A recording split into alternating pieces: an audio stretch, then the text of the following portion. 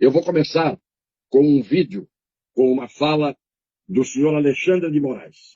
É como se contestar um resultado democraticamente divulgado com movimentos ilícitos, com movimentos antidemocráticos, com movimentos criminosos que serão combatidos e os responsáveis apurados e responsabilizados sob a pena da lei. A democracia venceu novamente no Brasil. E quero parabenizar o Tribunal Superior Eleitoral, os tribunais regionais eleitorais, todos os juízes eleitorais, os membros do Ministério Público Eleitoral e, mais do que isso, parabenizar a sociedade, as eleitoras, os eleitores, que em sua maioria massacrante são democratas, acreditam na democracia, acreditam no Estado de Direito, compareceram, votaram em seus candidatos e aceitaram democraticamente o resultado das eleições. Aqueles que criminosamente não estão aceitando, aqueles que criminosamente estão praticando atos antidemocráticos serão tratados como criminosos.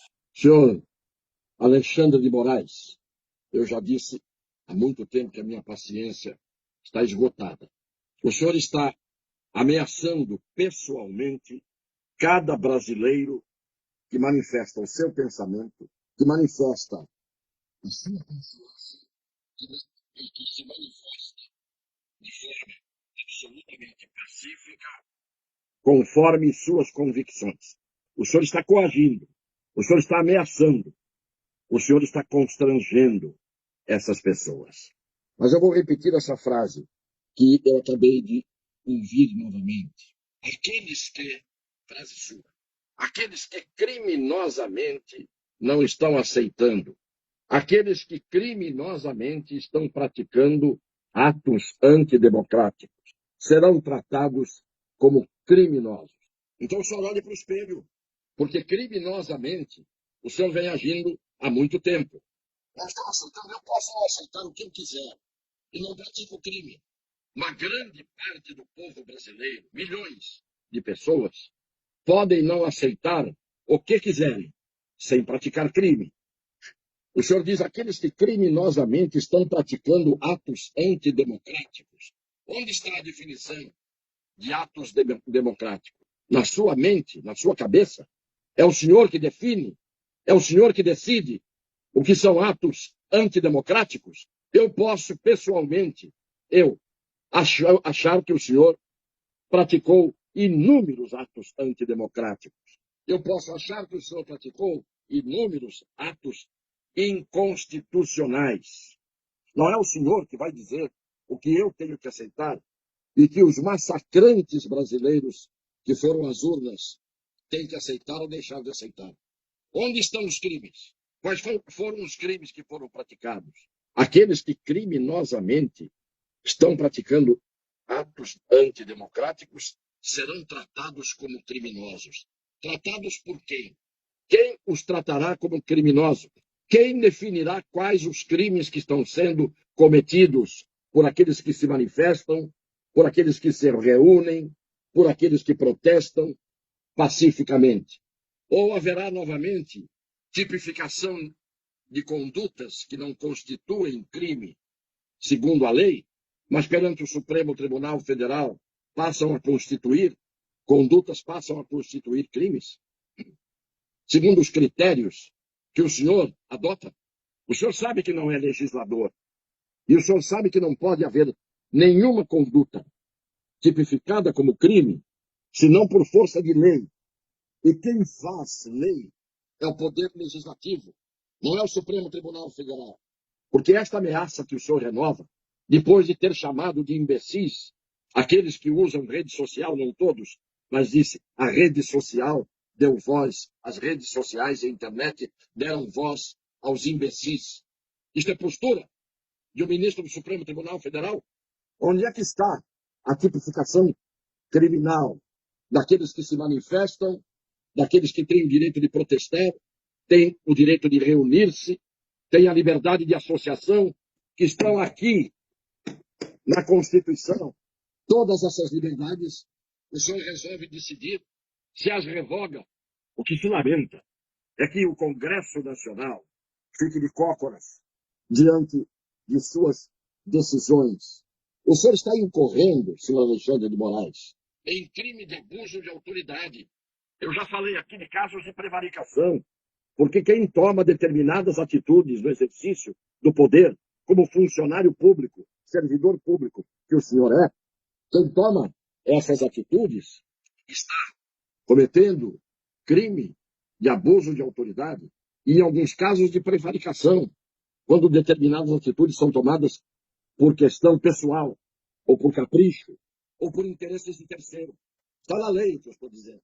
Está na lei penal.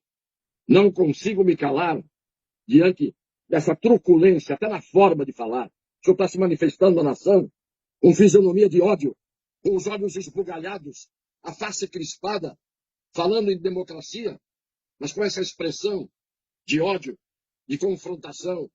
O senhor não é um pacificador. O senhor acirra os ânimos. O senhor provoca. E era preciso que alguém dissesse isso ao senhor, pessoas que o senhor ouvisse. Não é a mim que o senhor ouvirá. Nem eu tenho essa pretensão de querer que o senhor me ouça.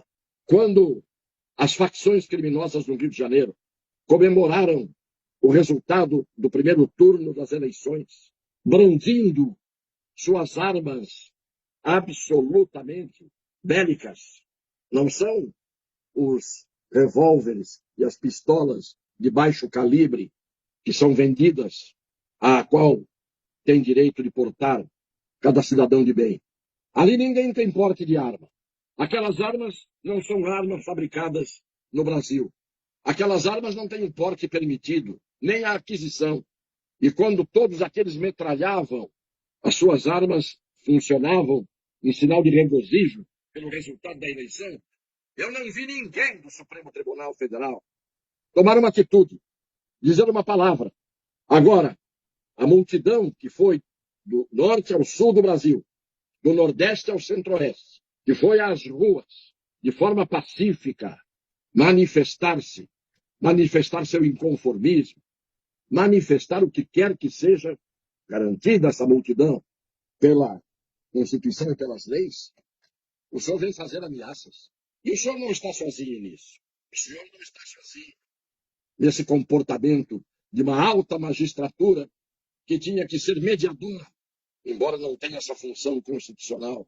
Pacificador foi o presidente Bolsonaro, por exemplo, que pediu às multidões que estavam nas ruas para não impedirem a liberdade de locomoção, a liberdade de ir e vir, que não incitou os seus massacrantes eleitores, porque não houve nada massacrante na diferença proclamada, divulgada, relatada dos votos de cada um nessa eleição. Eu não vi ninguém ser massacrante e ninguém ser massacrado se esses números são números corretos.